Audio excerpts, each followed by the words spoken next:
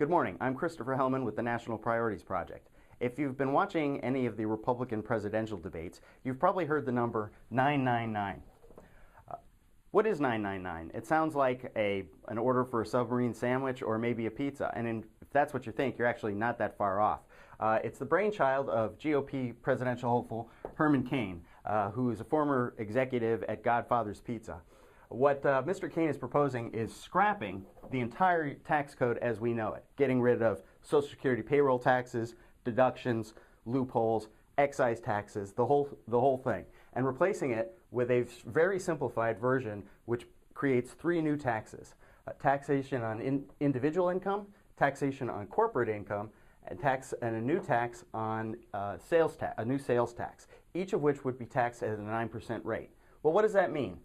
For individuals, if you're one of the wealthiest wage earners in this country, you're currently being taxed at 35%. This would drop to 9%. Likewise, for corporations, which are currently taxed on paper at 35%, but in reality, because of the loopholes in the tax code, actually are taxed at about 25%, this too would drop to 9%. Sales tax, as I said earlier, we currently don't have one at the federal level. States do, but the federal government doesn't. This would create a new tax, again, at that same 9%. Now let's talk a little bit about the way our tax code is currently designed. It's intended to be progressive. And what that means is that people at the wealthiest end of the income spectrum are expected to pay a higher percentage of their taxes than people at the lower end of the income spectrum. But as a practical matter, it doesn't always work that way because of the loopholes that exist and deductions that some wealthy wage earners are able to reap the benefit of. And that's one of the appealing things about the 999 proposals. It eliminates those loopholes. The opposite of progressive is regressive, and this is where a disproportionate share of the tax burden falls on middle and lower income families and individuals as opposed to the wealthiest. So what does this mean at a practical level? Let's say you're a family of four making $15,000 a year, and that's below the poverty level, which is about $22,000 a year. What that means is you have about $1,250 a month in disposable income. Now, if you factor in this new 9% tax, that's going to amount to $1,350 a year in new taxes that you're not currently paying. That's over 1 month's worth of income, which means you'll have to spread 11 months worth of assets over 12 months of spending.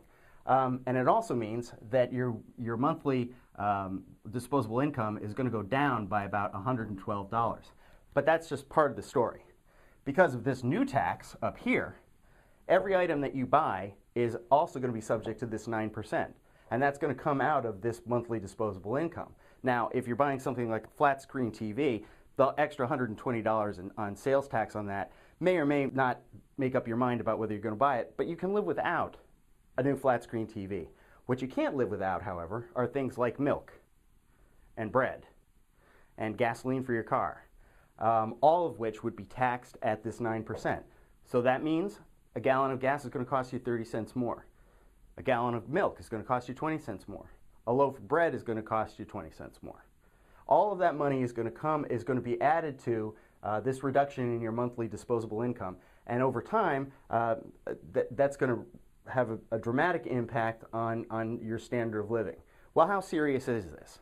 Our friends over at the Citizens for Tax Justice have just done an analysis of this, and what they have found is that under the 999 plan, the poorest 60% of wage earners in this country would see their taxes go up by an average of $2,000 a year. Meanwhile, the richest 1% of wage earners in this country would see their taxes go down by about $210,000 a year. So that's 999, and this is the first of the tax proposals we've seen put out by the Republican presidential candidates. We expect there will be more. And when there are, come back to MPP and we'll explain to you what they're all about.